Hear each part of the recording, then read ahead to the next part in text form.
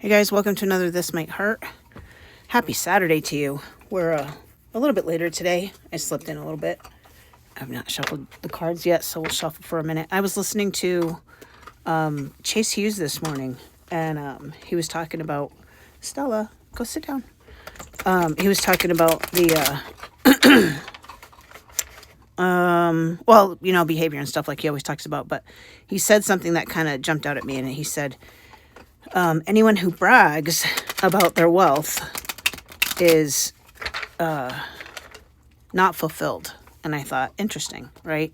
And then I started thinking more expansively about it. Like, whatever it is that you feel the need to brag about is probably something that is covering up something else, right? So...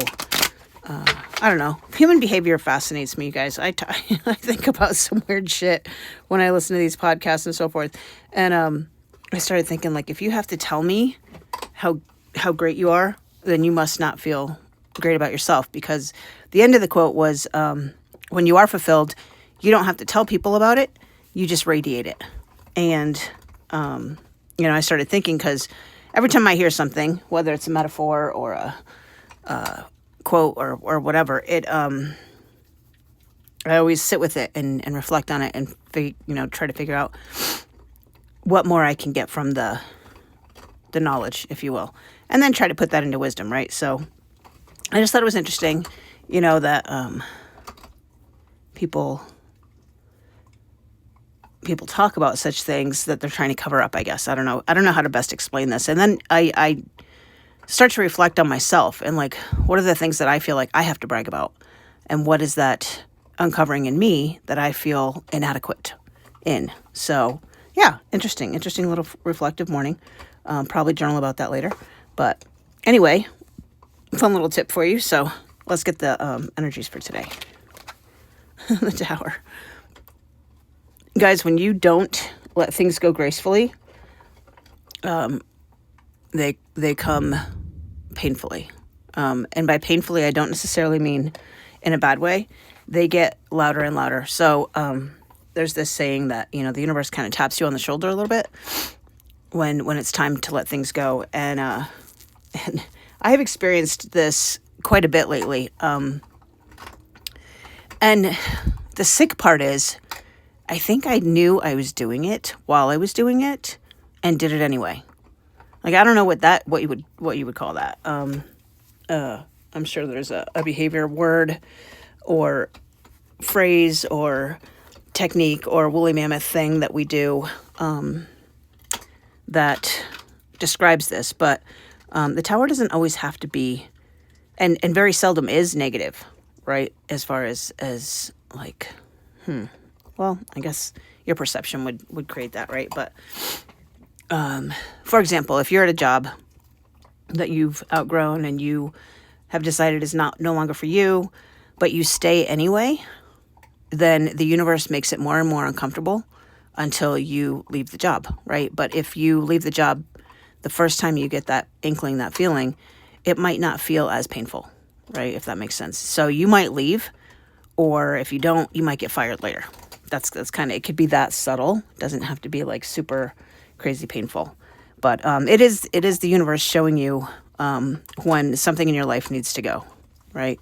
If you don't walk away from it, then the universe will throw you out the lighthouse. I like that it's a lighthouse in this one because I like the storm behind it and stuff. Usually it's a building on fire, but interesting how the lightning is what struck the lighthouse to get the people to jump out of it, right? Think about that. That's kind of interesting, right? The light removing the lighthouse from someone's life. Maybe it's a feeling of not knowing what the next step on the path is, right? The light removing the light. That reminds me of that song Searchlight by Shinedown.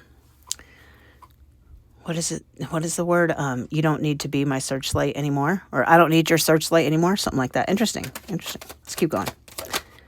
Justice, balance, weighing those things out in your thoughts and your words. And when we're in our thoughts, in our monologue and so forth, try to find the opposite. Even if what you're thinking is like all love, light, and rainbows, try to think of how could this be perceived negatively, right? And if you're all doom and gloom, then try to think to yourself, how could this be perceived as love, light, and rainbows, right? Because that balance is walking the line, walking that middle line. And you can't tell, you can't ascertain what the middle balance point is until you experience the two extremes of it, right? You wouldn't know average height if you didn't know what super tall was and super short was. There has to be, there's a better word for extremes and I can't think of what it is, but you have to know what the very tallest and the very shortest is in the way of mathematics, right? In order to figure out what the average, what the mean, what the middle point is. And that middle point, that balance point, that's where we're aiming to get to, right? With all of the things, right? Because at least for me, right? Because my goal here is not love, light, and healing 100% of the time, right? It's to experience the extremes of both so I can find the balance, the middle, so that I can have unity. So instead of saying it's good or it's bad, it just is, right? And it's funny because I say it just is, and what am I pointing to on my altar? I just noticed that. Serenity. Interesting. Let's keep going. My long-winded video, I'm starting to run out of stuff. All right, so we have the moon. More will be revealed. And we have the end of overthinking, right? The things that we're overthinking can come to an end because we've got the Eight of Swords in the reverse. We had a couple more cards that kind of flipped, but I'm not going to take those. Yeah. Let me see. The moon. Sometimes I like to, no, you know what? I'm not even going to look them up. Not a thing. The moon is for me revealing what's hidden, but it also, I like this one because it's authentic except for the mask that they're wearing. They're looking in two different directions, and that lobster, crab, whatever you want to call it, sea creature coming up the middle, right, to do whatever it's doing, to be on its path, right? But to the left is female, to the right is male, apparently. And just knowing that the masks are being worn, even if they're naked, even if they're authentic, there's still always going to be a mask that we wear. And then we have the Eight of Swords in reverse. So that's the swords can fall down, right? They can fall out. The overthinking, take the blindfold off, unbind yourself, and seeing what truly is. I love that. Love that for us. What's our advice? Stella, I need you to go lay down, puppy. What's the advice? Ace of Cups in the reverse. So notice when things start to feel familiar. I feel like that's what that is, right? Because Ace of Cups in the upright would be feeling things in a new way or having a new perspective, or it might even be new feelings that you haven't been able to articulate before.